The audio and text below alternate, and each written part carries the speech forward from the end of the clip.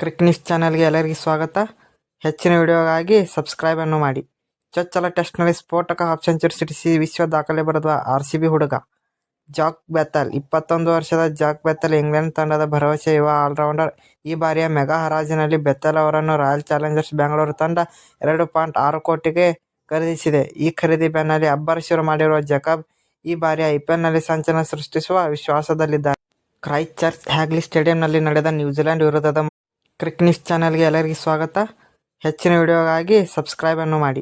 ಚೊಚ್ಚಲ ಟೆಸ್ಟ್ನಲ್ಲಿ ಸ್ಫೋಟಕ ಹಾಫ್ ಸೆಂಚುರಿ ಸಿಡಿಸಿ ವಿಶ್ವ ದಾಖಲೆ ಬರೆದ ಆರ್ಸಿಬಿ ಹುಡುಗ ಜಾಕ್ ಬೆಥೆಲ್. 21 ವರ್ಷದ ಜಾಕ್ ಬೆಥೆಲ್ ಇಂಗ್ಲೆಂಡ್ ತಂಡದ ಭರವಸೆ ಯುವ ಆಲ್ರೌಂಡರ್.